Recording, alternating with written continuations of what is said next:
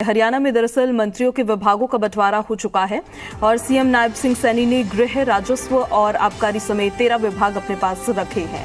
वहीं कंवरपाल गुर्जर को कृषि समेत 6 विभाग सौंपे गए हैं। मंत्री मूलचंद शर्मा को उद्योग समेत 4 विभाग दिए गए हैं। रणजीत सिंह चौटाला को एक बार फिर से बिजली और जेल विभाग की जिम्मेदारी दी गई है। जेपी दलाल को वित्त मंत्रालय समेत 4 विभाग मिले हैं, जबकि मंत्री डॉक्टर बनवारी लाल को पब्लिक हेल्थ की जिम्मेदारी दी गई है। वहीं मंत्री डॉक्टर कमल गुप्ता को स्वास्थ्य विभाग सौंपा गया है और राज्य मंत्री के बीच में भी विभागों के बंटवारे को किया गया है। तो फिलहाल देखिए, हरियाणा में मंत्रियों के बीच विभागों का बंटवारा हो गया है और इस पर ज्यादा जानकारी डेप्यूटी एडिटर विनोद लांबा आपको देंगे। वो हमारे साथ कनेक्टेड हैं। विनोद, हरियाणा में मंत्रियों के बीच विभागों का बंटवारा हो गया है, पूरी अपडेट जरा दीजिए। देखिए, विभागों का बंटवारा हो गया है। सबसे ज्यादा 13 विभाग मुख्यमंत्री नायब सिंह सैनी साहब के पास हैं और उसके बाद नंबर 2 मंत्री के तौर पर अगर देखा जाए तो 6 विभागों के साथ कंवरपाल गुर्जर सीनियर मोस्ट मंत्री हैं आफ्टर मुख्यमंत्री। उनके पास 6 विभाग हैं। विरासत और पर्यटन से लेकर कृषि और कल्याण मंत्री भी हैं, पशुपालन, मत्स्य पालन, संसदीय मामले।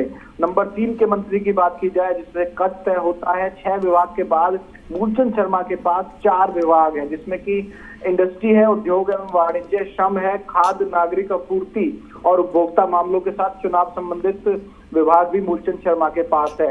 2 विभागों के साथ रणजीत सिंह चौटाला के पास वही विभाग हैं जो पहले मिले थे, यानी कि मुख्यमंत्री मनोहर लाल की कैबिनेट में जो मंत्रालय थे रणजीत सिंह चौटाला के पास, बिजली और जेल, वो बने हुए हैं। जयप्रकाश दलाल, जेपी दलाल जो मंत्री हैं, कैबिनेट मंत्री, उनका भी जरूर प्रमोशन होता नजर आ रहा है, क्योंकि उनके पास भले ही विभाग 4 हो लेकिन उन्हें वित्त विभाग मिला है, यानी कि वित्त मंत्री के तौर पर जेपी दलाल का कद बड़ा है।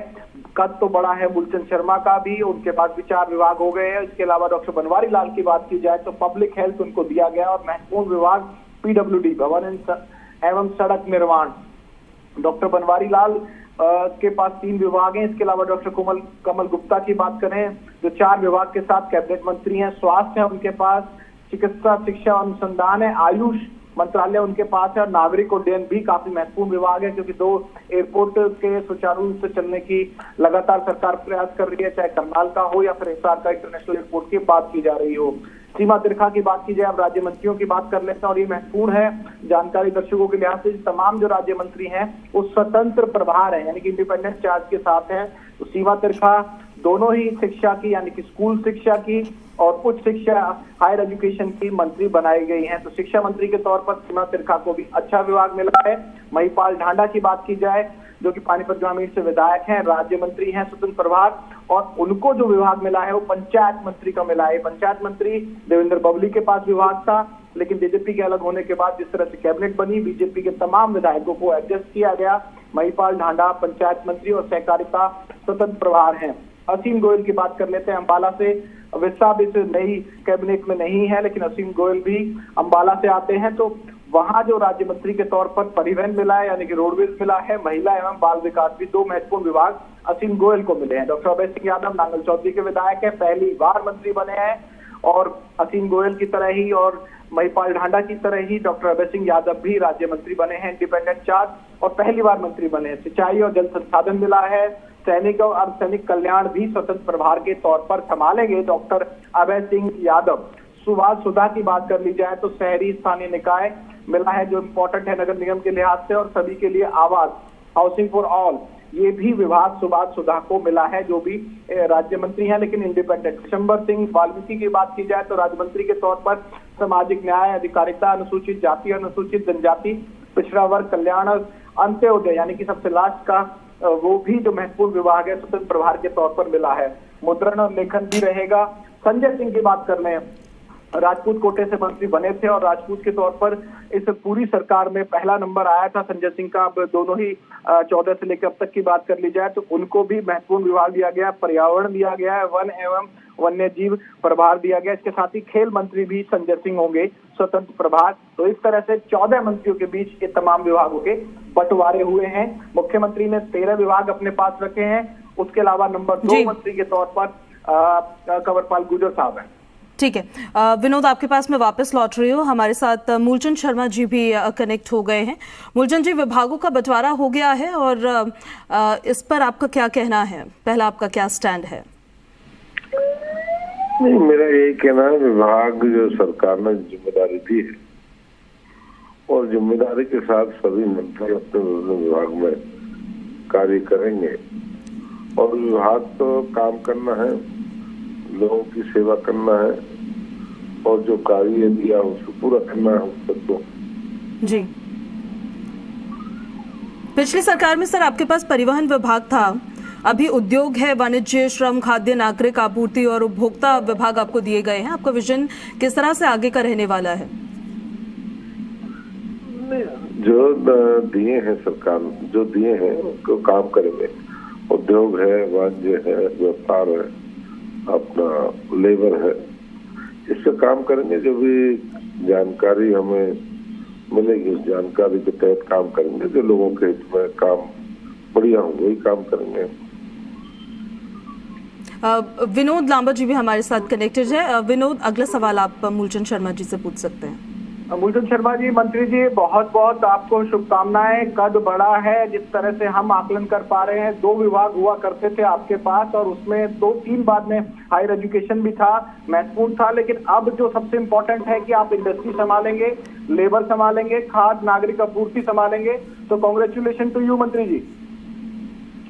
नहीं, धन्यवाद आपका, बहुत बहुत धन्यवाद।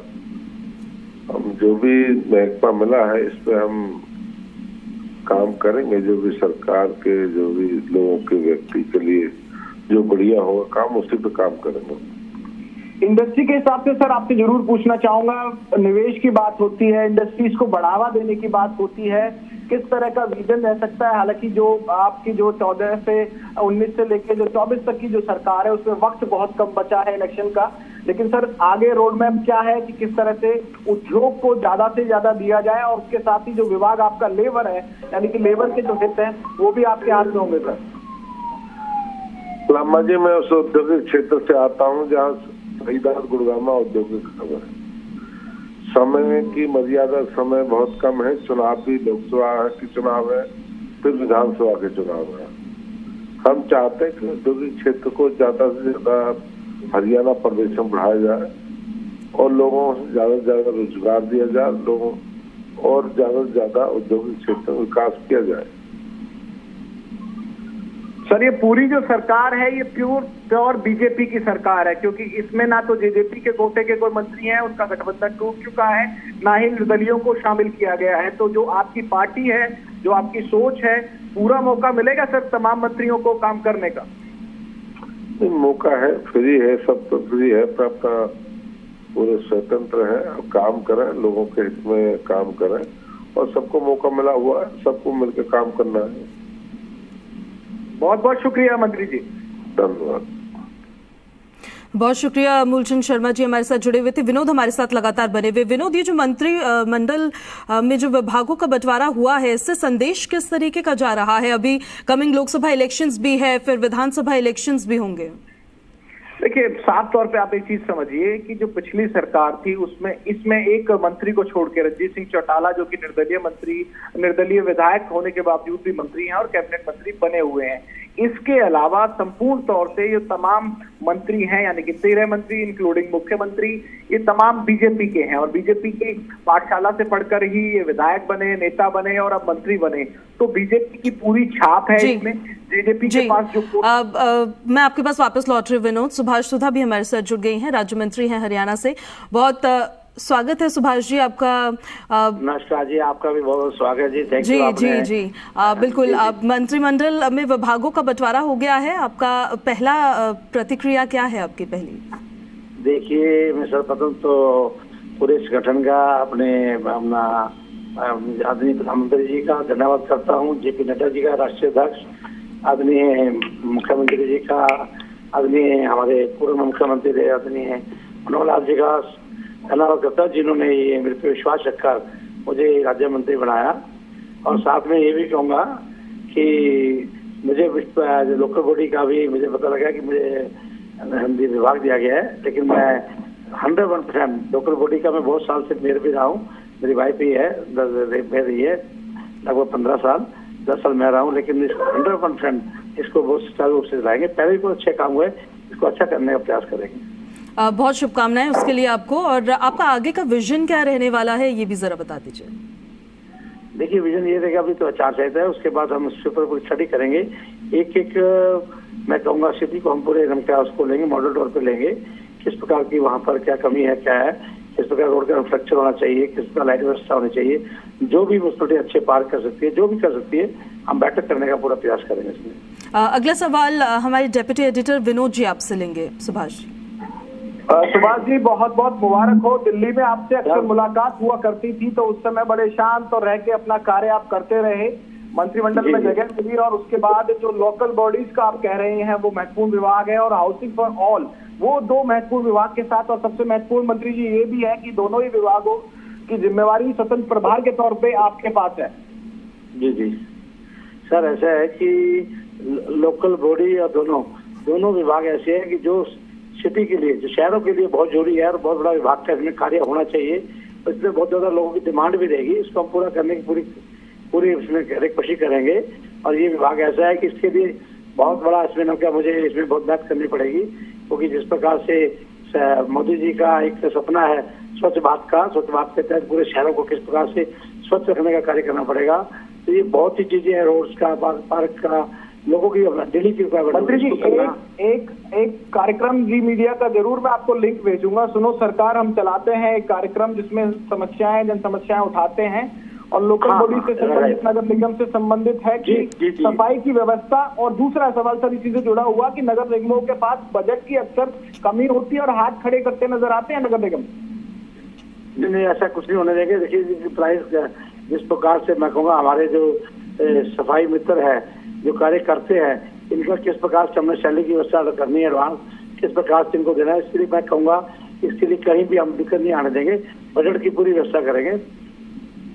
मंत्री जी, समय की क्या कमी रहेगी, क्योंकि अभी तो चुनाव आचार संहिता है, उसके बाद फिर अगला चुनाव में भी बहुत ज्यादा सितंबर अक्टूबर तक जाते जाते विधानसभा चुनाव भी ड्यू हो जाएंगे, काम ज्यादा है वक्त कम है। देखिए, काम ज्यादा है वक्त कम है, लेकिन फिर भी जिस प्रकार से प्रधानमंत्री नरेंद्र मोदी जी ने लगातार 9.5 वर्ष कार्य किए हैं पूरा देश के अंदर, किस प्रकार से आज मैं तो हरियाणा प्रदेश की 10 सीटें हम इसको उनको जीतेंगे। इसके साथ साथ आदरणीय प्रदेश के पूर्व मुख्यमंत्री श्री मनोहर लाल जी ने हमारे मार्गदर्शन, उन्होंने काम किया पूरे प्रदेश के अंदर, एक बात देखने वाली है। और बहुत कार्य हुआ हमारे यहाँ, मैं कहूँगा मेरे यहाँ 4000 करोड़ से ऊपर विधानसभा में लगा है, इतना बड़ा इंफ्रास्ट्रक्चर हमने तैयार किया है। इसी प्रकार का पूरे प्रदेश के अंदर हम इस दोबारा से आदरणीय हमारे मुख्यमंत्री नैब सिंह सैनी जी के मार्गदर्शन में हम पूरी टीम मिलकर करेंगे इसको। ठीक है सुभाष, बहुत शुक्रिया और शुभकामनाएं आपको सर। थैंक यू सर, आपने मुझे याद किया, बहुत बहुत धन्यवाद आपका। बिल्कुल, बहुत शुक्रिया सुभाष जी आपका। विनोद, आप जिस तरह से बता रहे थे कि संदेश अब विभागों का बंटवारा जिस तरह से किया गया है, संदेश किस तरह का जाता है, उसको लेकर आप अपनी बात को जरा कंटिन्यू करिए। देखिए, मैं वही बात रख रहा था कि बाकी जो मंत्री बने, 6 मंत्रियों के अलावा जो 8 का कोटा था उसमें 1 कैबिनेट मंत्री बने, और जो इंडिपेंडेंट चार्ज मंत्री बनाया गया है, तमाम जो फर्स्ट टाइमर मंत्री हैं, ये माफी के साथ आपको फिर से रोकना पड़ रहा है। विनोद, आपके पास मैं वापस लौटूंगी। डॉक्टर बनवारी लाल जी भी हमारे साथ फोन लाइन पर कनेक्टेड है, अब सीधे उनका रुख कर लेते हैं। बनवारी लाल जी, बहुत स्वागत है आपका पहला रिएक्शन। और सार्वजनिक स्वास्थ्य, लोक निर्माण, वास्तुकला, ये सब विभाग आपको मिले हैं। पहले तो आपको बहुत शुभकामनाएं इसके लिए, और आपका विजन किस तरह का रहने वाला है इसके बारे में भी जरा बताइएगा। हेलो बनवारी लाल जी, हमारी आवाज आप तक पहुंच रही है? हाँ, क्या बोला आपने? जी, जो विभाग आपको दिए गए हैं सर, आपका आगे का विजन किस तरह से रहने वाला है उसके बारे में जरा बताइए। ऐसा, जो भी माननीय मुख्यमंत्री जी ने विभाग दिए हैं उनको हम पूरी निष्ठा और ईमानदारी से उनमें काम करेंगे, और जो भी जनता से जुड़े हुए डिपार्टमेंट हैं दोनों, पब्लिक हेल्थ और PWD, और उसमें जनता की जो भी रिक्वायरमेंट होंगी उनको हम पूरा करेंगे, क्योंकि PWD एक इंफ्रास्ट्रक्चर जितनी अच्छी होंगी उतना ही डेवलपमेंट प्रदेश के अंदर अच्छा होता है। लोक निर्माण को लेकर सर आपका किस तरह का विजन आगे रहेगा? हाँ, मैंने कहा ना कि जो हमारा इंफ्रास्ट्रक्चर है, रोड्स हैं, बिल्डिंग्स हैं, इनका एक विकास से सीधा जुड़ाव होता है, और हम इसमें अच्छा काम करेंगे ताकि प्रदेश के अंदर विकास कार्य अच्छे हों। तो विनोद, अगला सवाल आप ले सकते हैं। मंत्री जी बहुत बहुत शुभकामनाएं। सुबह आपसे बात हो रही थी, कैबिनेट के लिए आप निकल चुके हैं। पीडब्ल्यूडी विभाग, भवन एवं सड़क निर्माण सबसे महत्वपूर्ण है और जो अहीरवाल क्षेत्र आपका आता है वहां भी तमाम चीजें इस तरह से होती थी, क्योंकि विधानसभा सत्र सर आपने देखे थे जब दूसरे विभाग हुआ करते थे तो सड़कों का जो इंटरनल सड़कें हैं, देखिए हाईवेज बहुत बने हैं, इसमें कोई संदेह नहीं है, कनेक्टिविटी बहुत बढ़ गई राज्यों से, चाहे दिल्ली से हो या बाकी बड़े हाईवेज निकले हैं, लेकिन जो इंटरनल हरियाणा के अंदर की जो चीज होती है, यानी कि हरियाणा के जो एक शहर से दूसरे शहर को कनेक्ट करता है या छोटे शहरों की सड़कें हैं, उनको लेकर सर कहीं ना कहीं जो कंडीशन है वहाँ बहुत काम किया जाना बाकी है मंत्री जी। बिल्कुल बिल्कुल, जो भी उसके अंदर सुधार होगा हम सुधार करेंगे और लोगों को बेटर सुविधाएं देने का प्रयास करेंगे।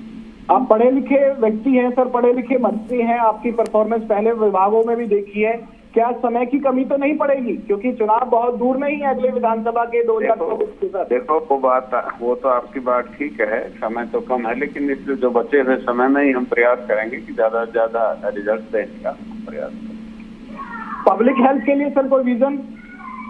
पब्लिक हेल्थ के लिए तो भाई जो पानी के लिए हमने जहाँ कनाल बेस शुरू किया है, कहीं अपने रेन्यूअल स्कीम शुरू किया है, और जो हमारा सीवरेज सिस्टम है शहरों के अंदर उसको भी दुरुस्त किया है, और कोई शहर ऐसा ना बचे, एरिया ना बचे शहर के अंदर जिसमें पानी की सप्लाई ना हो, जिसके अंदर सीवरेज का या स्टॉर्म वाटर की सुविधाएं ना हो। तो इस तरह का प्रयास हम कर रहे हैं और काफी अच्छा काम पिछले वर्षों में हमारी सरकार के अंदर हुआ है और बेहतर करने की हर समय गुंजाइश रहती है। शुक्रिया मंत्री जी, बहुत बहुत शुभकामनाएं आपको sir. Thank you thank you. बिल्कुल, देखिए विभागों का बंटवारा अब हो चुका है और लगातार रिएक्शंस भी सामने आने लग रहे हैं। अब विनोद, आप अपनी बात को जरा कंटिन्यू करिए, माफ कीजिएगा 2 बार आपको रोकना पड़ा था बीच में। नहीं बिल्कुल है, और बारी आपकी दर्शकों के सामने रखते रहेंगे, लेकिन जिनको जिम्मेवारी मिली है उनका क्या विजन है, वो समय को कैसे देखते हैं, अपने विभागों को कैसे देखते हैं, ये महत्वपूर्ण है। और आप अच्छे से बखूबी से तमाम मंत्रियों को साथ जोड़ भी रही हैं और तमाम जो बातें हैं सीधे हरियाणा के लोगों तक, हरियाणा के दर्शकों तक पहुंच पा रही हैं। तो महत्वपूर्ण बात यही है कि समय कम है। आपने देखा कि तमाम मंत्रियों से जब हमने और आपने मिलकर सवाल पूछे तो ये सब लोग मान रहे हैं कि समय कम है और कार्य ज्यादा है। और जो पूरी सरकार का जो एक तरह से चेहरा बदला, तमाम विभागों के बंटवारे नए सिरे से हो रहे हैं, और जो मेजर विभाग अगर आप देखें ना तो इस पूरे एलोकेशन में जो पोर्टफोलियो डिस्ट्रीब्यूट हुए हैं इसमें काफी कुछ बदल गया है। और कुछ विभाग रखने की बात रखी गई थी कि पुराने मंत्री कंटिन्यू रहेंगे, लेकिन उनके विभाग भी बदले हैं।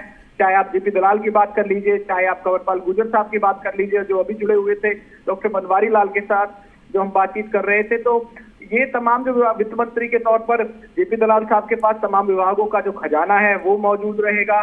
कृषि मंत्री के तौर पर कंवरपाल गुर्जर का क्या विजन है ये महत्वपूर्ण रहेगा। पब्लिक हेल्थ की जिक्र आया, शिक्षा मंत्री और तमाम जो चीजें हैं। तो सबसे महत्वपूर्ण ये है कि सतत प्रभार के साथ, और मैं फिर कह रहा हूं कि इन 14 में से 13 मंत्री प्योर भाजपा के हैं। रणजीत सिंह चौटाला साहब को छोड़ दिया जाए तो पूरी तरह से भाजपा के हैं, और अगले चुनाव में भाजपा को जाना है तो अपनी परफॉर्मेंस के हिसाब से जाना होगा, क्योंकि अब जेजेपी मंत्री है नहीं, आरोप प्रत्यारोप एक दूसरे पे लगते रहते थे, लेकिन अब साफ तौर पर ये बीजेपी की सरकार है और इसमें +1 निर्दलीय विधायक मंत्री हैं। जी बिल्कुल, बहुत शुक्रिया आपका विनोद इन सारी जानकारियों के लिए।